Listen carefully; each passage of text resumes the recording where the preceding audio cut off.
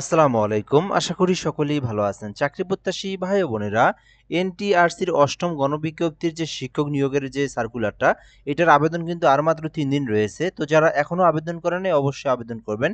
কেননা মোট কিন্তু ১০,০০০, তারপরে হচ্ছে ১৫০, তারপরে হচ্ছে ৩,১০০। তো দেখতে পারতেছেন মোট কিন্তু ১৩,৫৫৯টি কিন্তু এখানে পদসংখ্যা রয়েছে। তো অবশ্যই আপনারা আবেদন করবেন। এখানে আবেদনের জন্য যোগ্যতা দেওয়া আছে, তারপরে কত টাকা ফি জমা দিতে হবে, কিভাবে আবেদন করবেন, সকল বিষয় কিন্তু সার্কুলারের মধ্যে দেওয়া আছে। আমি আপনাদেরকে দেখে দেবো, অবশ্যই সম্পূর্ণ ভিডিওটা শেষ পর্যন্ত দেখবেন, তাহলে বুঝতে পারবেন।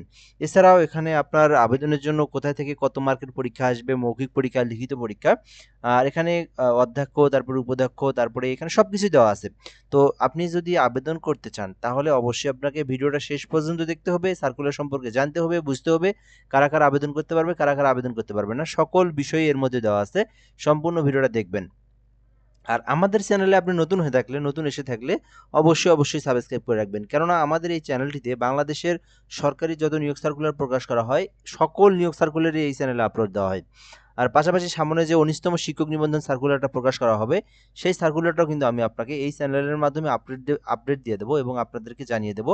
এই চ্যানেল থেকে সবার আগে আপনি পাবেন। বাংলাদেশের যত চ্যানেল আছে সবার আগে আপনি আমার মাধ্যমেই সরকারি চাকরির সার্কুলারগুলো পেয়ে যাবেন। অবশ্যই নতুন যারা দেখতেছেন সাবস্ক্রাইব করে রাখবেন। তো ৮ম গণবিজ্ঞপ্তি যে নিয়োগ সার্কুলারটা প্রকাশ করা হয়েছিল ২০২৬, দেখতেই পারতেছেন এখানে নিয়োগ দেওয়া হবে, যেখানে প্রধান সহকারী শিক্ষক নিয়োগ দেওয়া হবে। এমপিওভুক্ত শিক্ষা প্রতিষ্ঠান সমূহে প্রতিষ্ঠান প্রধান ও সহকারী প্রধান পদে আগ্রহী যোগ্য প্রার্থীদের নিম্নরূপ অধিদপ্তর ভিত্তিক শূন্য পদে অনলাইনে আবেদনের জন্য আহ্বান করা যাচ্ছে। আচ্ছা, এটা কিন্তু সারা বাংলাদেশের সকল জেলার পুরুষ মহিলা সবাই আবেদন করতে পারবে। এখানে মাধ্যমিক নিয়োগ দেওয়া হবে।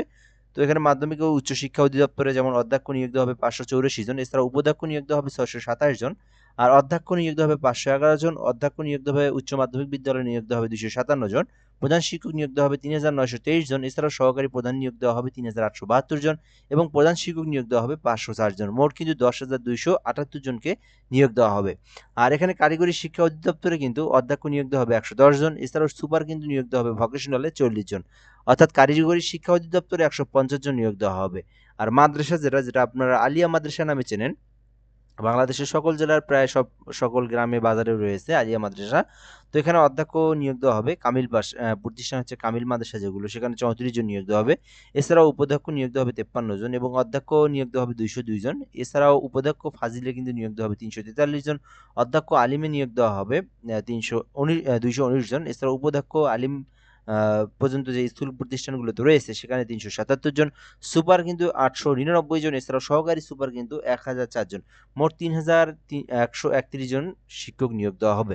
আচ্ছা, এখানে মোট যে বিষয়টা সেটা হচ্ছে, অর্থাৎ এমপিওভুক্ত যে উচ্চ মাধ্যমিক যেগুলো রয়েছে, অর্থাৎ উচ্চ মাধ্যমিক যে স্কুলগুলো রয়েছে সেখানে ১০,২৭৮ জন নিয়োগ দেওয়া হবে। আর ভোকেশনাল যে প্রতিষ্ঠানগুলো রয়েছে টেকনিক্যাল, সেখানে ১৫০ জন। এছাড়াও আলিয়া মাদ্রাসাতে নিয়োগ দেওয়া হবে ৩,১৩১ জন। মোট কিন্তু ১৩,৫৫৯টি শূন্য পদ রয়েছে। সো এখানে বলা আছে কম বেশি হতে পারে। বেসিক্যালি এখানে কম হবে না, হইলে আরো বেশি হবে। তো ১৩,৫৫৯টি পদ রয়েছে।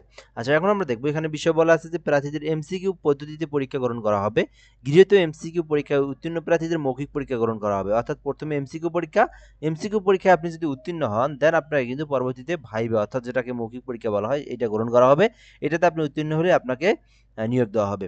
তো এরপরে বলা আছে এমপিওভুক্ত শিক্ষা প্রতিষ্ঠান সমূহে প্রতিষ্ঠান প্রধান ও সহকারী প্রধান পদে নিয়োগ সুপারিশের লক্ষ্যে পরীক্ষায় অংশগ্রহণের জন্য প্রার্থীর ইন্ডেক্স নম্বর থাকতে হবে। চাকরিরত প্রার্থীদের অবশ্যই যথাযথ কর্তৃপক্ষের অনুমতিক্রমে আবেদন করতে হবে। প্রার্থীদেরকে মৌখিক পরীক্ষার সময় সংশ্লিষ্ট নিয়োগকারী কর্তৃপক্ষ কর্তৃক প্রদত্ত অনাপত্তিপত্রের মূল কপি জমা দিতে হবে।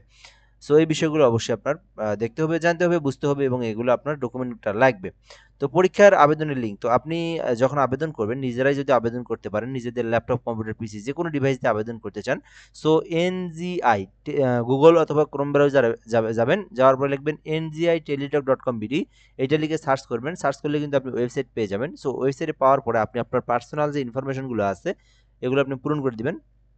তারপরে আপনার এডুকেশনাল কোয়ালিফিকেশন যেটা রয়েছে এটা আপনি দিবেন। দেওয়ার পরে কিন্তু আপনাকে ছবি দিয়ে আপনাকে কিন্তু সাবমিট করতে হবে, অর্থাৎ আপনার আবেদনটা কিন্তু সাবমিট করতে হবে। তো এটা কিন্তু ১৯শে ফেব্রুয়ারি পর্যন্ত আবেদন চলমান থাকবে, রাত ১২টা পর্যন্ত। সো এখনো যারা আবেদন করেনি ১৯শে ফেব্রুয়ারির মধ্যে অবশ্যই আপনারা এই সার্কুলারটাতে আবেদন করবেন। আচ্ছা, এরপরে দেওয়া আছে আবেদনের ফি জমা দিতে হবে। অর্থাৎ আপনি যে আবেদন করবেন, আপনারা সকলেই জানেন সরকারি চাকরির আবেদন বা যে চাকরি আবেদন করেন না কেন একটা কিন্তু পেমেন্ট ফি দেওয়া হয়। তো এই পেমেন্ট ফিটা কিন্তু আপনারা 20 তারিখ পর্যন্ত সময় রয়েছে, 20 তারিখ পর্যন্ত জমা দিতে পারবেন। আচ্ছা, এখানে আবেদন কিন্তু অবশ্যই অনলাইনে করতে হবে, বিষয়গুলো দেওয়া আছে।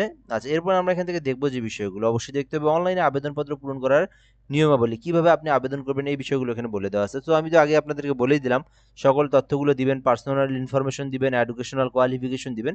দেওয়ার পরে আপনাকে কিন্তু নেক্সট পেজে কিন্তু একটা ছবি, একটা স্বাক্ষর দিতে হয়। তো যারা আবেদন করতে পারেন, ফটোশপের মাধ্যমে একটা ছবি নেবেন 300 বাই 300 পিক্সেল, আর একটা স্বাক্ষর নেবেন, খাতায় নাম লিখে ওইটা ছবি দিলে কম্পিউটারে নেবেন, নেওয়ার পরে 300 বাই 80 পিক্সেলের একটা স্বাক্ষর আপনার প্রয়োজন হবে। তো এটা আপনাকে দুইটা নিয়ে জেপিজি আকারে সেভ দিয়ে তারপরে আবেদনের ওখানে আপলোড দিয়ে, অ্যাপ্লিকেশন ফর্মে আপলোড দিয়ে আপনি সাবমিট দিবেন, তাহলে আপনার আবেদনের অ্যাপ্লিকেশন কপিটা হয়ে যাবে, অর্থাৎ সাকসেসফুলি হয়ে যাবে আবেদনটা। তারপর তারপর পেমেন্ট করে দিলে আপনার আবেদনটা হবে। এই বিষয়গুলো দেওয়া আছে এখানে, আমি আপনাদেরকে সংক্ষিপ্তভাবে সবকিছুই বলে দিলাম। আচ্ছা, এরপর হচ্ছে আবেদনের জন্য, আবেদন করার পর পরীক্ষার ফি যখন আপনি দিবেন, কিভাবে দিবেন?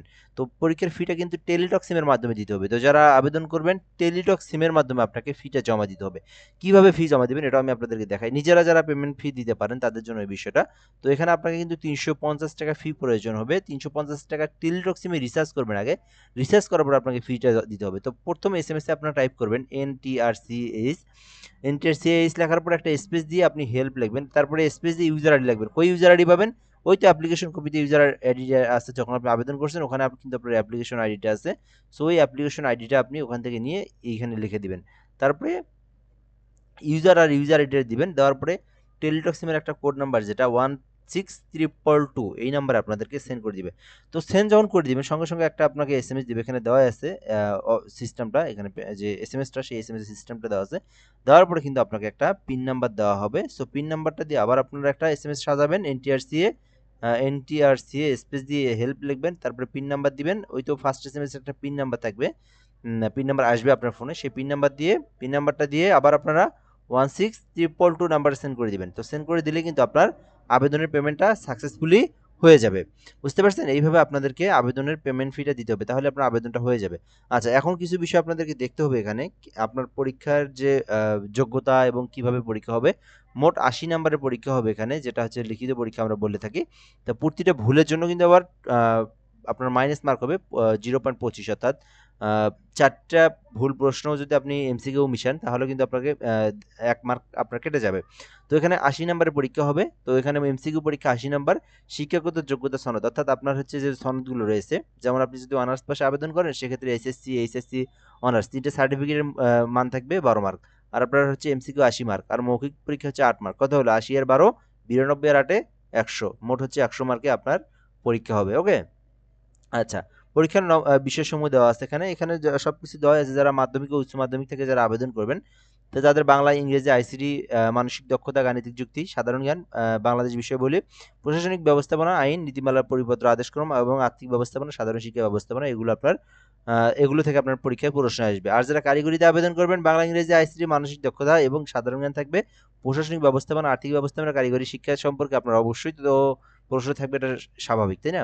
আর এছাড়া মাদ্রাসা থেকে যারা আবেদন করবেন, মাদ্রাসা থেকে যারা লেখাপড়া করছেন, মাদ্রাসাতে যারা আবেদন করবেন তাদের জন্য বাংলা, ইংরেজি, আইসিটি, মানসিক দক্ষতা, সাধারণ জ্ঞান তো থাকবেই, প্রশাসনিক ব্যবস্থাপনা, আইন, বিধি এগুলো থাকবে এবং আর্থিক ব্যবস্থাপনা থাকবে।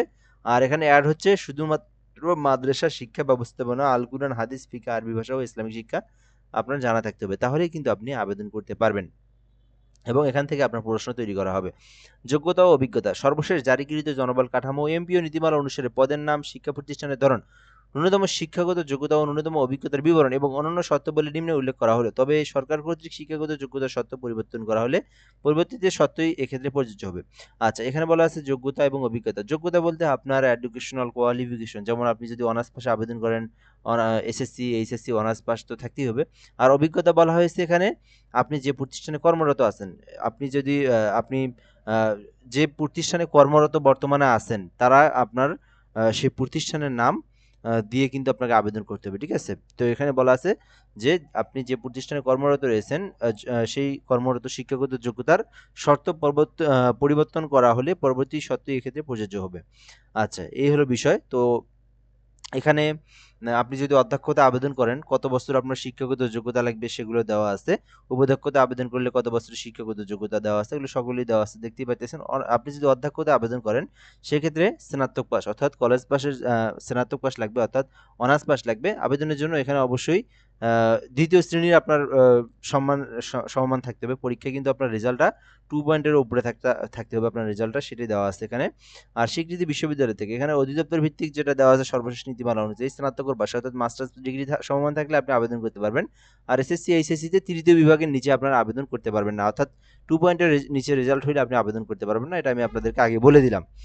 আচ্ছা, এখানে দেওয়া আছে ডিগ্রি কলেজের এমপিওভুক্ত অধ্যক্ষ, অথবা যদি আপনি এমপিওভুক্ত হিসেবে ডিগ্রি কলেজে উপাধ্যক্ষ পদে উচ্চ মাধ্যমিক পদে আবেদন করে থাকেন সেক্ষেত্রে 3 বছরের অভিজ্ঞতা থাকতে হবে এবং 15 বছরের শিক্ষাগত অভিজ্ঞতা থাকতে হবে। আচ্ছা, আমি আপনাদেরকে একটা বিষয় হয়তো বা নতুন যারা আছেন তারা হয়তো ভাবতেছেন যে এটা নতুনরা আবেদন করতে পারবে কিনা। এটা কিন্তু নতুন কেউ আবেদন করতে পারবে না, এটা কিন্তু যারা শিক্ষক তারাই কিন্তু শুধুমাত্র তাদের জন্য। এখানে সবগুলো পদই দেখতে পারতেছেন, অধ্যক্ষ, উপাধ্যক্ষ এবং সুপারিনটেনডেন্ট, অর্থাৎ আবেদনের জন্য যারা হচ্ছে সাধারণ শিক্ষক, প্রথম অবস্থায় সাধারণ শিক্ষকে প্রবেশ করে যারা 5 বছর, 10 বছর, 15 বছর যারা চাকরি করছে তারাই কিন্তু এটাতে অধ্যক্ষ, উপাধ্যক্ষ পদে আবেদন করতে পারবে, প্রধান শিক্ষক পদে আবেদন করতে পারবে। আমি কিন্তু এটা প্রথমে আপনাদেরকে বলে দিয়ে দিচ্ছি যে এখানে প্রতিষ্ঠান প্রধান নিয়োগ দেওয়া হবে। প্রতিষ্ঠান প্রধান তো আপনার সরাসরি আপনি চাইলে অ্যাড হতে পারবেন না, যারা নতুন হয় হয়তো বা তারা ভাবতেছে যে নতুনদের জন্য কিনা। তো নতুনদের জন্য সামনে 19তম শিক্ষক নিয়োগ দিবে, সেটা কিন্তু এই যে আপনার রমজান মাসেও দিতে পারে, দেন হয় রমজান মাসে যদি নাই হয় ঈদের পরে দিবে। তো বেসিক্যালি সম্ভাবনাও রয়েছে, যেহেতু নতুন সরকার গঠন হয়েছে, নতুন সরকার আসছে, সো তারা শিক্ষা মন্ত্রণালয় যেহেতু গঠিত হয়েছে, তো যে কোনো সময় দিয়ে দিতে পারে।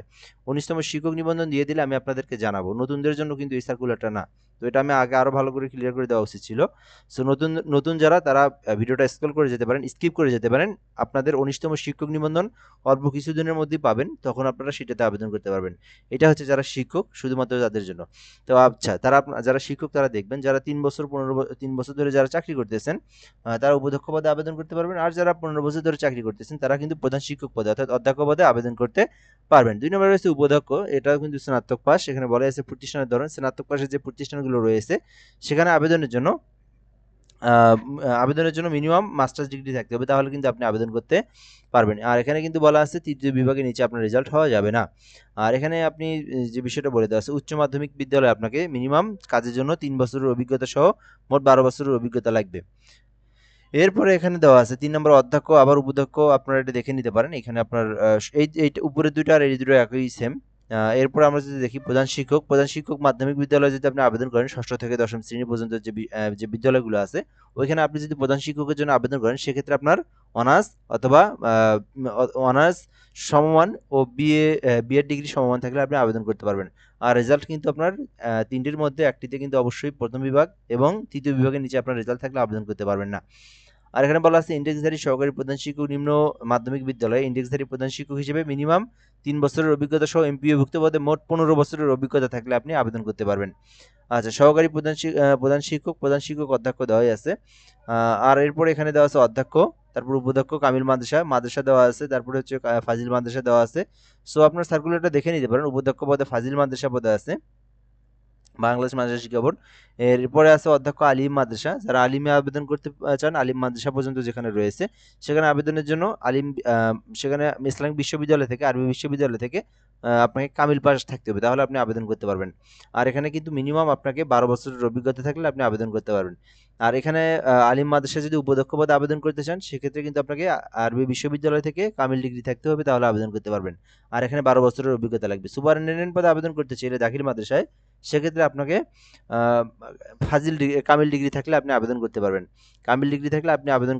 আর এখানে বলা আছে যে মিনিমাম 12 বছরের অভিজ্ঞতা লাগবে সহকারী মৌলভী বা ইবতেদায়ী, অর্থাৎ আপনি যদি একদম ইবতেদায়ী শাখায় যদি আপনি মিনিমাম 12 বছর চাকরি করে থাকেন আর আপনার যদি কামিল পাস থাকে তাহলে আপনি সুপারিনটেনডেন্ট পদে আবেদন করতে পারবেন।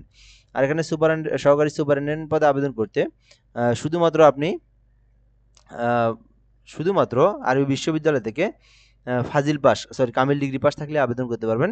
এখানে কিন্তু আপনার ইবতেদায়ী শাখায় যদি আপনি 8 বছরের অভিজ্ঞতা থাকে আপনার, তাহলে আপনি সহকারী সুপারিনটেন্ডেন্টে আবেদন করতে পারবেন। আচ্ছা, এই ছিল মূলত বিষয়। তো যে যা শিক্ষাগত যোগ্যতা আছে, অভিজ্ঞতা আছে, ওই অনুযায়ী আপনারা ওই পদেই কিন্তু আপনি আবেদন করতে পারবেন। আচ্ছা, নিয়োগ সুপারিশ প্রক্রিয়া দেওয়া আছে। এমসিকিউ পরীক্ষার শেষ সর্বমোট প্রাপ্ত নম্বরের ভিত্তিতে মেধাক্রম এবং পছন্দক্রম অনুযায়ী আপনি আপনার সফটওয়্যারের মাধ্যমে শতভাগ অটোমেশনের মাধ্যমে আপনি আবেদন করবেন এবং আপনার আবেদনটা স্বয়ংসম্পূর্ণভাবে পূরণ করা হবে। প্রবেশপত্র ও এডমিট কার্ড আপনি এসএমএস দেওয়া হবে, সেই এসএমএস এর মাধ্যমে ইউজার আইডি পাসওয়ার্ড দিয়ে আপনার এডমিট কার্ডটা বের করবেন। ডিক্লারেশন দেওয়া আছে এখানে, তো এগুলো আপনি পড়ে নিতে পারেন। পরীক্ষার উত্তরপত্র গোপনীয়তা রাখা হবে, সকল কিছু এখানে বলে দেওয়া আছে। এই ছিল মূলত বিষয়। তো এগুলোতে এর আগে আমি আপনাদের দেখাইলাম উপরের দিকে, এবং যে বিষয়গুলো দেখাইলাম এই বিষয়গুলো এখানে দেওয়া আছে। প্রবেশপত্র উল্লেখ করতে হবে ভেন্যুতে, এবং এমসিকিউ পরীক্ষা হবে। তো এরপরে এখানে দেওয়া আছে যে বিবিধ দেওয়া আছে কিছু, পরীক্ষার সময় পরীক্ষা কক্ষে প্রার্থীগণ কানের উপর কোনো রাখা যাবে না। সো এগুলো আপনারা দেখে নিতে পারেন। এই ছিল মূলত বিষয়। তো যারা আবেদন করবেন, আবেদনটা কিন্তু 19শে ফেব্রুয়ারি পর্যন্ত সময় রয়েছে, এর মধ্যে আপনাদেরকে এই আবেদনটা করতে হবে। তো ধন্যবাদ, এ পর্যন্তই। আসসালামু আলাইকুম।